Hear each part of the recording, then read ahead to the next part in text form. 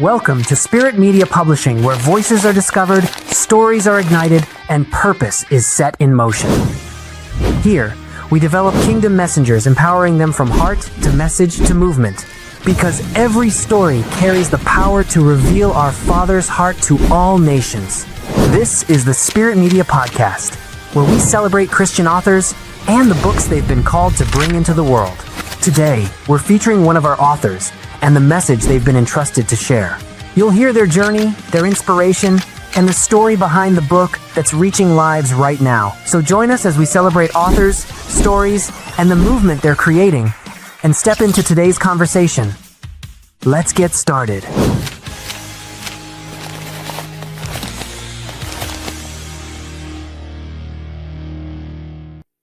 Welcome into the Spirit Media Podcast. My name is David Foster, and I'll be your host today.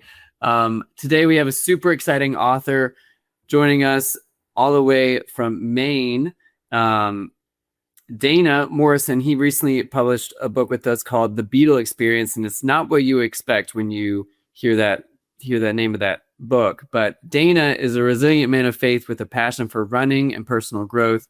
To celebrate his 50th birthday, he ran 50 miles, just a testament to his determination, resilience, and perseverance. After facing major back surgery and walking with his lifelong friend Beetle through cancer, which is the main character in the book he wrote, Dana found a new purpose in writing. Encouraged by loved ones, he authored The Beetle Experience and continues to inspire others and their faith through journaling, Bible study, and prayer at rocksolidjournals.com.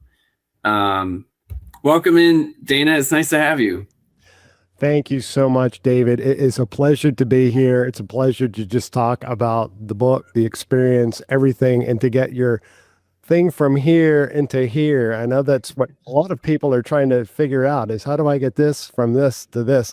Right. But it's an absolute pleasure to be here. It's been great working with you and your team on this project. Thank you so much.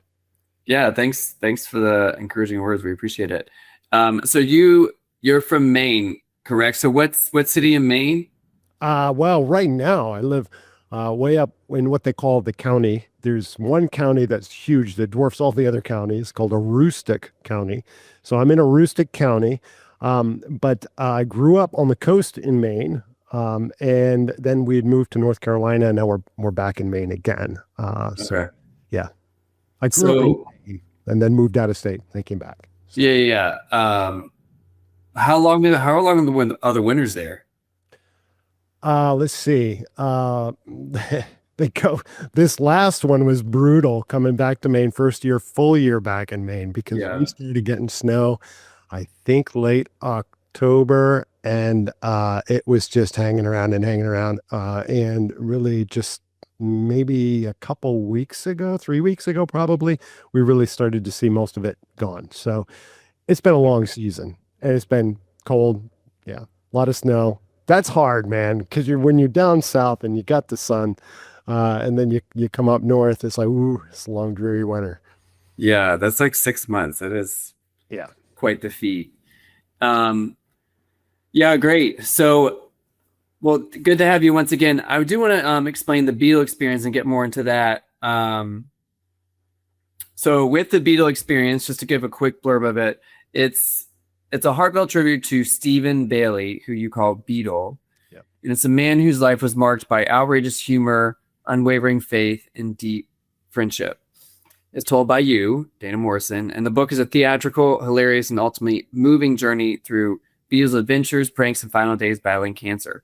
Woven with biblical reflections, it's not just a memoir, but a spiritual testimony of how joy and faith can sustain a person and those around them through every season of life, even unto death. It invites readers to laugh, reflect, and live with purpose. So really the core of the Beetle Experience, it's a story about friendship and the ways that it shapes us. So for our listeners, just for them to know, how did you originally meet Stephen Bailey or Beetle? Yeah, great question. So it was, we grew up together. We were born 1 year apart to the day. Went to a church in southern Maine called Woolwich, Wiscasset Baptist Church. We grew up there. Okay. And I like to say that the shenanigans that happened in the nursery are locked away in the vaults of the Woolwich, Wiscasset Baptist Church for no volunteer to be spoken of again, right? Because it's like we entered into a very young relationship, although we didn't really become super close until probably early teens. And that's when we really started to mesh. But we were troublemakers for many years before that. That's really cool that I like to grow up with somebody and to have that history. Well, friends, that's actually where this stemmed out of. My sister and I were having a conversation. We're talking about lifelong friendships. She said, yeah, not a whole lot of people can say that have a lifelong friend. Right. If anybody's going to write this book, you need to write it. That's what she told me. And then I think it was like 2 or 3 weeks later, I started the process. Oh, wow. Okay. Well, we'll get into that later, but yeah, that's I like that. Okay. So you said you grew up together, like church nursery. Were your families friends, like parents? Oh yeah. Parents were really close. My dad was a assistant pastor at the church when I was a kid, and Sunday school teacher, and Beetle's dad would be sitting in Sunday school, head tilted back, looked like he was fast asleep, but was capturing every word. And every once in a while, his dad would just be like, I got a question about that. But he'd have his head right back, and you would swear he was sleeping. Same thing in church. His dad, Jimmy. So funny. Yeah. Beetle took a lot of his characteristics from his dad. But yeah, our parents, both Beetle's mom, Lynn, and my mom, Pam, they were close friends as well. Yeah. Yeah, that always helps. So I have they're turning 6 and 4 next month. So yeah, when the parents are friends, that definitely aids in the friendship with the younger kids. So you said you guys started getting closer as teens. So like what started that? Do you remember? Oh yeah, I do. Actually, his brother Chris was the one that invited me over to his house to play, a little play date, as I don't know, middle school or whatever. And so I would go over to their house and hang out with Chris. But one day, Chris chased me around with a rotten egg, and he was he was a jokester, a prankster too. And I went home crying that day. But Beetle would try and invite me over, and then Chris would kind of steal me away, and Beetle would be like, "Mom, Chris is taking all the time with Dana. He's my friend. I want him to come over and hang out with me." So eventually, the relationship really kind of shifted from spending a lot of time with Chris to spending a lot more time with Beetle. Yeah. That's okay. And Chris was younger or older? Chris was a little younger. Yeah. Yeah. Okay. And so did you guys like bond over games or sports or just talking or? No. Beetle liked to do woodworking. And in high school, we were, we took shop class at Wiscasset High School. And Wiscasset is a town that, was close to us. And so shop, that sort of stuff kind of drove us. But really one of the things that really started bringing us together was model rockets. That launched our, hobby and our friendship, kind of like new heights. Did you ever? So I used to be a middle school teacher or ninth grade. It went back and forth. But did you ever do like the rockets where there's like Coke in it and you shake it up and then it explodes off? Yeah. If you remember that. Not that one, but the ones with the water ones that you put some water in them and then you pressurize them. Okay. Yeah. Most of the rockets we were working with were with little model rocket motors that you could buy at I don't know if you can still get them at Walmart or not, but we used to go they had a model rocketry section at Walmart. You could go in and pick up some parts and stuff. And so we used to do that, but we used to also make a lot of our own stuff. We'd make our own nose cones, fuselages and fins. And, we learned a lot of that in our shop class. So that's we're kind of like homebrew kind of guys, like that rocket motor's just not big enough. Let's figure out and see if we can 2 or 3 of them together. You know what I mean? Yeah. That's funny. I love it. So now when you guys were teenagers, were you guys believers, Christians then? Yeah. So I came to the Lord like for a long time, for years. Every night I would lay in my bunk. We both grew up in Christian families, but or lay in my bunk, lay in my bed, and I would constantly be asking God to save me and come into my life. Hmm. But it wasn't until, and this part of this is in the book, we talk about our camp experience at Living Waters, and that experience is when I was 16 was when I really came to faith. Like I was at camp, I was laying in my bunk. That time it was a bunk, and laying in my bunk, and I just felt this conviction, like, God, do you not, from the Lord, like, do you not think my grace is big enough? You don't have to ask me time and time again for salvation. I give that to you. And it was coming to realization that God's grace and love, his blood is, from the Son, is big enough. I don't have to keep doing this thing over and over. Not to say I don't ask for forgiveness of my sins, obviously, but yeah. And for Beetle, he was younger. I don't know full detail of Beetle's. We weren't well connected at that point, but he was young. He was probably 7, 8 years old when he came to think. Oh, okay. Yeah. Okay. So you were becoming better friends as teenagers, bonding over model rockets. You also were believers. When did you realize, like, or start to think this might be different, maybe a soul friend? And I what? don't know that either of us ever thought it. It just became that. Okay. You grow together with somebody over the years, and yeah, you have your differences here and there, and you kind of like aren't maybe hanging out quite as much together, and then you are again, and your friendships kind of like fluctuate a little bit. Like some of my high school friends, because I eventually went to a different high school, Bath High School, and Morse in Bath, Maine, and so my friendship circles changed a little bit and his changed a little bit, but then they're always like, it was the thing that you just came back to. It was like the comfortable shoes in the relationship. Yeah. You knew what to expect. We knew, I mean, something would happen and we would see something happen that was funny or whatever, and it would remind us of maybe a movie quote or something. And we'd look at each other and we would say exactly the same thing at the same time.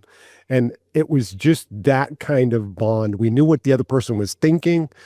And, we knew their weaknesses too. So, yeah. Weaknesses. So it just became it, I would say. Yeah. You don't try to get a friend for life. It is something that just kind of happens, right?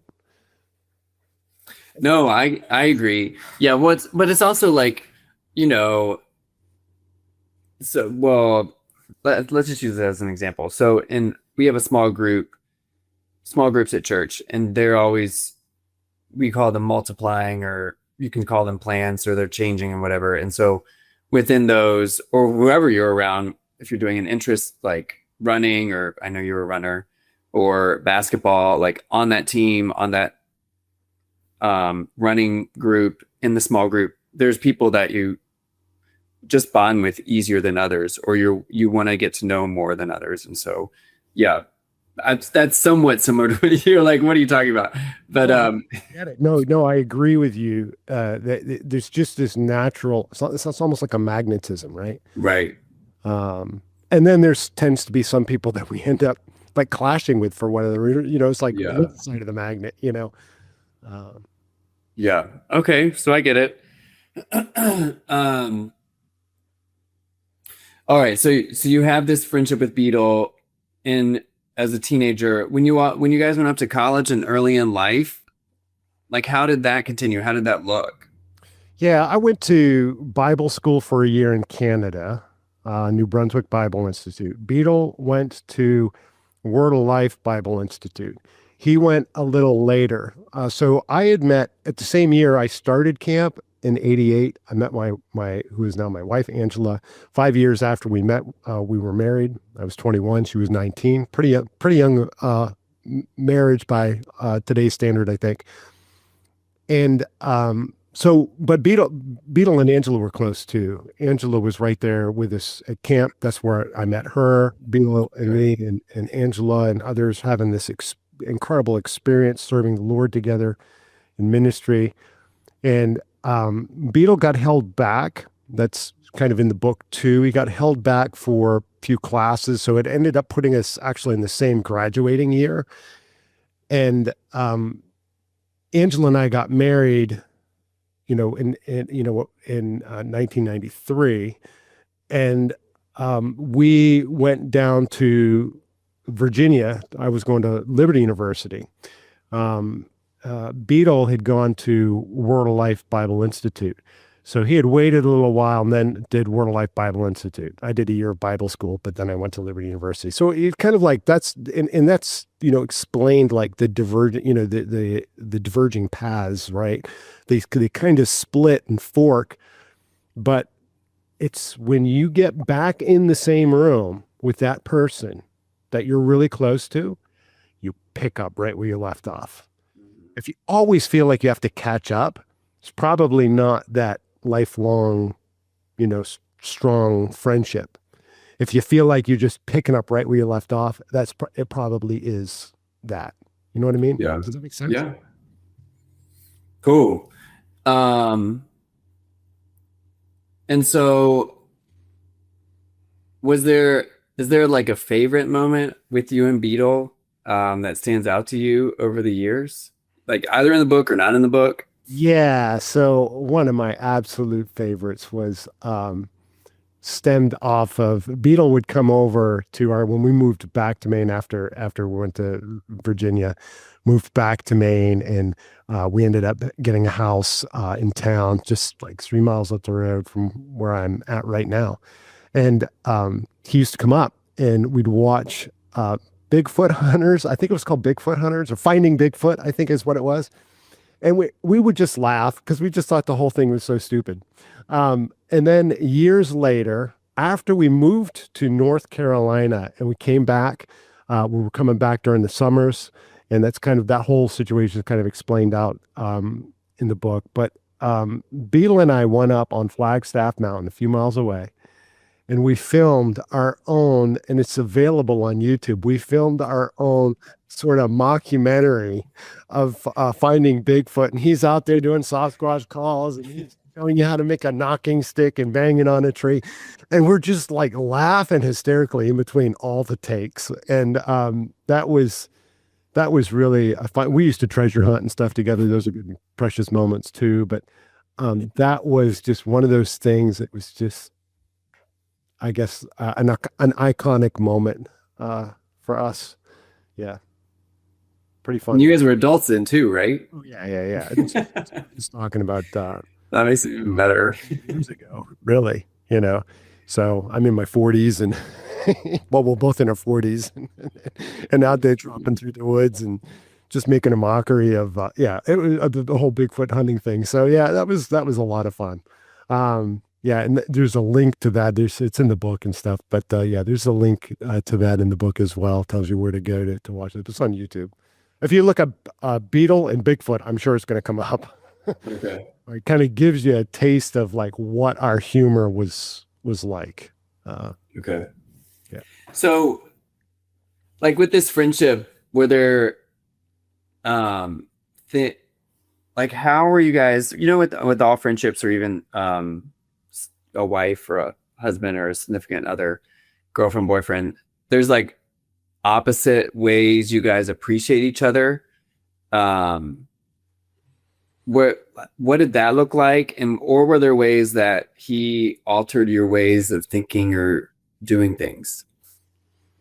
Yeah, I'd say the altering of thoughts came later.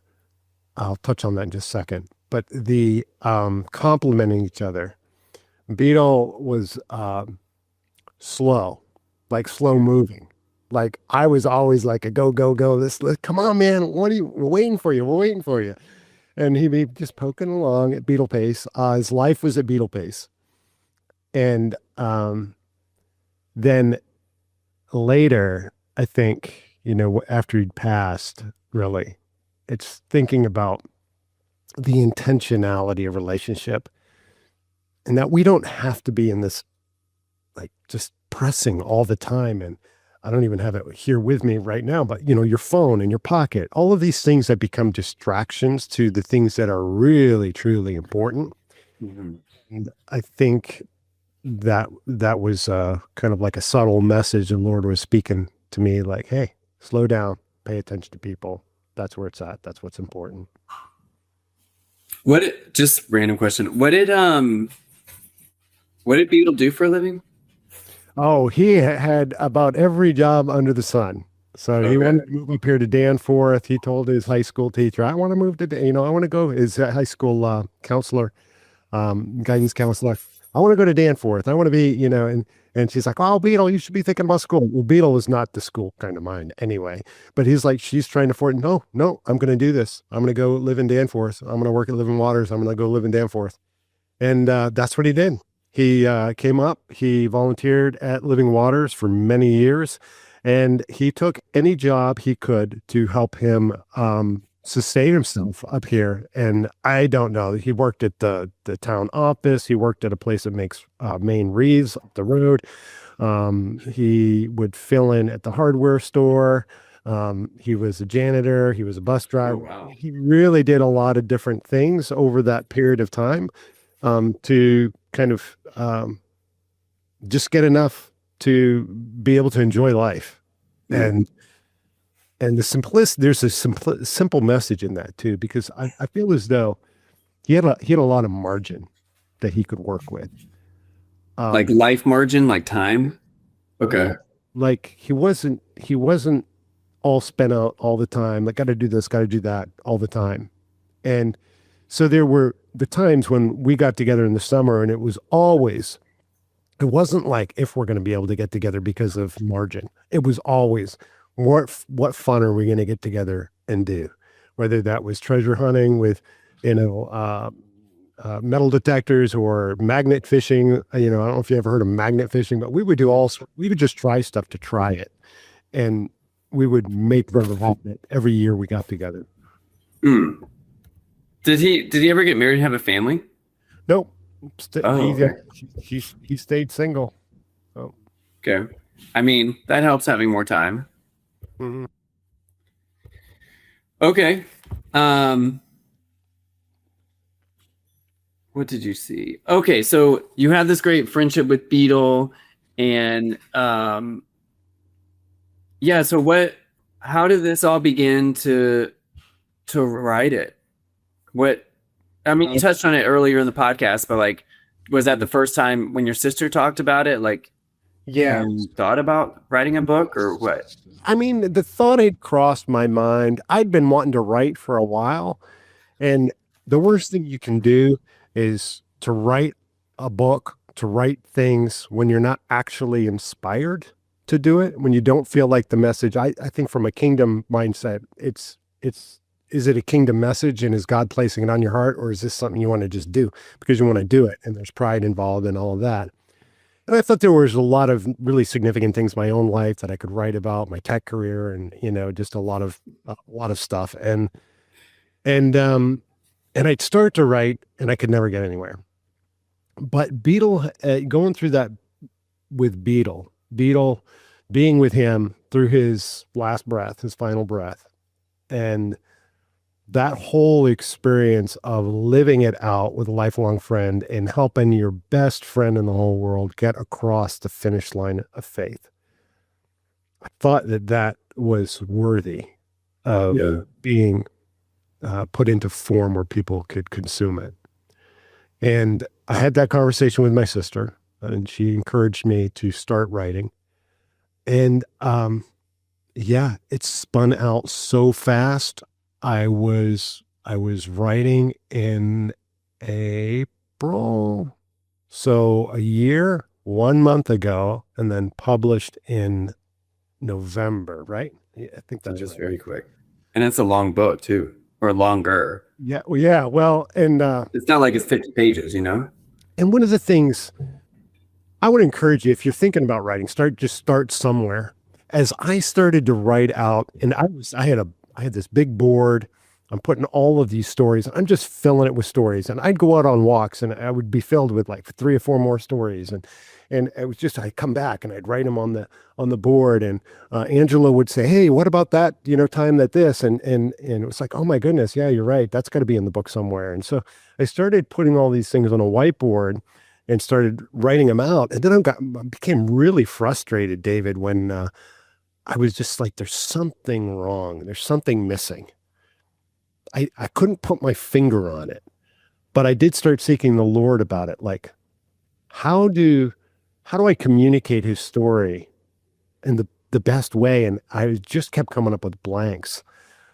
And then it came to me, his story is not something to be read. It's to be experienced. And that's where the title ended up coming from. But I thought, what better way to have a tribute to your best friend, a strong relationship, than to walk into the theater of life and to be able to sit in the seats, look to the stage, and seeing the pieces, the actors, actresses, playing out their parts on the stage of life. And then once I pivoted into that, oh my goodness, this stories started coming together. It's a lot cleaner because I could think about what they're saying, what they look like, how they're, their expressions, rather than focusing on a lot of the little tiny things that I probably didn't need to be focused on in writing up. So it really does. It reads, it reads like a play. I mean, it's right. A play. It's, so. Yeah. For those that aren't following what we're talking about. So the Beetle Experience it's something called a memoir play hybrid, where Dana, who's the narrator in the book, is, telling the story, explaining Beetle's life, and their memories and what that all entailed, as well as their friendship, and then his last days through kind of like a play, reading it like a play. Like it could become a movie. It could become like a theater play in your local theater, because it's written like that. So yeah. I'm talking with somebody about trying to do it as a radio theater, kind of with sound effects. And also trying to just figure out even to just how do I even get an audiobook version out there, and then I can be working on some sort of a radio theater, kind of like the old radio shows where it's like they got the sound effects and everything. And so this friend of mine does plays and stuff like that, and he's like that. But I do want to say too, David, that the feedback, as an author, I was super concerned. Like, how is a memoir play hybrid where I'm on stage and sharing roles as acting on the stage and then talking to the audience, and how will this be received by people that pick up the book and read it? And whether or not they knew Beetle, over and over and over again, I couldn't put it down. I had to read just a little more. I had to read just a couple more pages. And this lady reaches out to me, and she says, and she knew Beetle, but she wasn't as close to him as many other people. But she said, it was 2 o'clock in the morning. I couldn't go to sleep. My husband had a copy of the book, and I picked it up at 2 a.m. and I couldn't put it down. And I So she read all night? Yeah. Wow. So she's just like, I was captivated by the story. So yeah, that's a tribute to the publishing team that you all have, because and your writing. I mean, I would say both and. Yeah. Great. Well, because the book has been out for a few months, and those are wonderful responses. So yeah, you mentioned you had like a writing board. What you started out originally writing it, and then you altered to a memoir play hybrid version of the book. I didn't even know that was a genre, by the way. Right. I didn't have a clue about that. So Yeah. I think your team is the one that called that out. Says, "Oh, this is reading like a yeah." Yeah, that was one of our editors. Is there anything else that you want to talk about in terms of the writing process or Yeah, sure. yeah. If you're thinking about just getting started, start carrying around. I know a lot of people use their phone, but I would encourage you if you're thinking about writing, don't just rely on your phone. Grab a little notebook, put it in your pocket, and start to jot down just the pieces. All you need is the pieces of the puzzle, right? The puzzle's going to come together, and certain pieces maybe don't even fit the puzzle. But you don't know that yet because you've just started. So if it's like a book like this where you're just pulling a lot of stories together and finding the theme, the thread that puts them all together, then or whether you've got a totally different idea, it doesn't matter, fiction, nonfiction. I think when I think about writing, I think about just asset collection, which is the pieces, right? It's the pieces. You kind of on a scavenger hunt to find the pieces. Some pieces you have, some pieces you don't have, and that's okay. You go and find them. And you got to have a place though that you're going to put them, that you're going to be able to pull up when you need it. And like I said, you can't do it on your phone. A notebook I think is great, but I was doing it on a whiteboard. And so whenever I took notes on my phone, I'd immediately start putting them on my whiteboard. And then from the whiteboard, I created on the right-hand side of the whiteboard, I would move things into a list, maybe even just draw an arrow over from where it is randomly on this like creative, like brainstorming space. And then it's kind of like the whiteboard was my brain dump. And I'd kind of like start to try to order them, but I'm trying to order them in such a way that I could still kind of move them around if I needed to. So I didn't want to lock in transition, any of that, from going from one thought to the next. I just kind of wanted to get the overarching thoughts down and then fill in the detail later. That's like adding the color, right? So it's like starting with, okay, I got a blank piece of paper and I'm going to make a coloring page. Well, you start by just getting the overarching thoughts, which is the black lines that are going to be the guidelines, right? This piece probably needs to go next to this piece. Okay, well, let's now fill in the detail of these two pieces and tie them together and color them in, add that detail. And yeah, then it just, for me, I don't know if everybody's got different, styles of thought and everything, but for me, what I just outlined was what really started really accelerating. So to give you context, and David, I think you probably know this. So April, I started writing. May, I was finishing up a lot of writing. And I think before the end of May, we were engaged in a contract, right? Yeah. And then it was like starting to now look at the manuscript in a new light and trying to figure out what pieces need to be edited and whatever. And then, so, that come together very quickly. It might not come together that quickly for everybody, but just getting it out there so that you can start with something, engage in a contract and start the ball moving, even if you've got question marks, Yeah. And a lot of it, the question marks oftentimes can be fixed, through editing, and feedback from others, I would say. Formatting. Don't get caught up in all the little minutia. Like I was starting to get caught up in formatting and all sorts of things, and I didn't really need to be at that point because your team was going to handle that anyway. But I was like those things. I don't know, for being, I guess I've got kind of a perfectionist mindset, so I was locking too much into the telescope, or the microscope, I should say, into the detail too fast and kind of overwhelming my stuff with what had to be done, when really, in essence, as a writer, you should just be able to focus on your story. Yeah. Let the team that you're working with help guide those question marks. So I know you work in IT. So when did you have time to write it? Well, the Lord had basically taken my job away. Oh, okay. Like panic attacks and anxiety, and and so I was for 8 months. I was looking for work, and Okay. God was not giving me like even job interviews. I was finding nothing for a highly skilled IT guy. I was finding squat, and so I would put together some resumes. I'd send some stuff out in the morning, and then afternoon, or late morning, afternoon, I was just pounding away. I'm like, well, this Yeah. is what I can do, right? Let's not focus Yeah. on what I'm having a hard time with right now. Let's focus on what I can do. So I just kind of dedicated myself to writing.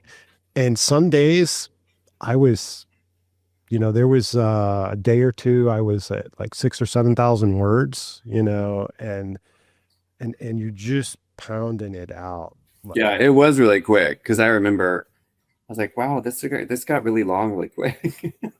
And I was looking at it. Cool. So as we're finishing up, was there as people read this, you can also knowing people's responses. What have been people? So there's you saying that it's a really good read. People are they want to not put it down. What's been people's responses as well as like if new readers are going to pick up the book, what do you hope they carry with them? Oh, joy. Beetle was in essence a medicine man, right? Because laughter is good medicine. So he was the kind of guy that could bring joy to just about any situation. So you really get that. That really drives home. Spiritual warfare also drives in there. There's a kind of a parallel to the story of Job that's in there because Beetle lost a lot. Like he lost family, his mom, his dad, lost a brother to cancer, so there were a lot of losses around their family. And finding that joy in the midst of pain, I don't know. It just for him, he seemed to understand that like this is okay. God is still in control. And then to the end, I think the hardest thing is that none of us want to lose anybody, right? I don't think there's anybody of us to say, "Oh, I just can't wait for that person to," Right. None of us really want to lose, friends. But death is the inevitable end of this physical body. And if it's the end of this physical body, why is it that we have so much anxiety and fear and will spend so much money to try and eke out another couple days of maybe even discomfort in a hospital bed when we know it's our time? And I think that's a hard thing for people to grapple with. And I think there's the question of the unknown. And I think the reader will capture that. Like, I don't have to be as afraid as I think I need to be. And I think Satan hates that. He wants to keep us in fear. Responses from people, they read the book, they can't put it down. They say, "Oh my goodness, that was amazing. I laughed, I cried." People that knew him or didn't know him, like it just through this journey, like it's going to trigger some memories in your own life as you go through this. And whatever you're going through as a reader, it's really your life journeys we're in parallel, right? Especially if we love and serve the Lord, then there's this community that we have in this. And this is an example of somebody that had much taken away from him, lived with joy, and you can come away with great encouragement from that. Yeah, I love it. It's like all of life spectrums and emotions wrapped in a story, It is. It's really takes you on and I've been told the multiple emotions that you feel at one time, but you're more aware of it reading in this format, I think, than some other formats, because you're feeling as though you're tied to the story. You're sitting, you're watching it play out, and you don't know what the end of the play is going to bring. And there's that anticipation, if you've sat in a theater and you've watched something out and and it's a story you're not familiar with, kind of like, or a movie, right? You're watching a movie and it's like, oh, how's this gonna turn out? Is the jet gonna get shot down, or is the person gonna make it, on Maverick? So it's kind of like that journey. Yeah. And people will say, like, they'll read it and then they'll see it on the shelf, and it's such an easy and heartwarming read. They'll just pick it up and start reading it again. Maybe not intending to read it all the way through, but then they'll find themselves having read it through it again. So it can bring multiple seasons of joy into somebody's life, and they engage it more than once even. So I will say, just to our readers and listeners who are listening to this podcast, one thing to know is one way to really help Dana get more traction and get this book out to people in all 195 nations that we published to, is to leave an Amazon review for those that have read it and who are looking to read it. It is a powerful way to engage people that are new to Dana and potentially reading this book. We've noted and we've learned that 93% of people who are looking into reading a book, they read the reviews as well. And so if you have read his book, please leave a review. And if you haven't, we encourage you to read it. As we have said, this book involves all of life's emotions and stories and spectrums as we live parallel lives in different seasons on this earth. And we'd love for you to look into the Beetle Experience and leave some feedback. But yeah, Dana, thank you so much for coming on. We've loved having you. Thank you. Yeah, it's been great working with you, and we thank you for your continued partnership. I appreciate that. Thank you, David. And thank you to the team over there at Spirit Media. Yeah. All right. Well, we'll talk soon, and thanks again. All right. You're very welcome. Thank you so much. Thank you for joining us today on the Spirit Media Podcast. We're honored to celebrate Christian authors and books. We believe in the call to publish our Father's glorious deeds among the nations. Spirit Media Publishing is the exclusive home of the Father's Heart Bible, the Kingdom Messenger Collective, Work on Yourself, Express Books, and the Believer's Library. If you feel called to share your message with the world, we'd love to walk that journey with you. Visit spiritmediapublishing.com to schedule your free consultation call. Until next time, keep sharing the message of our Father's love everywhere you go.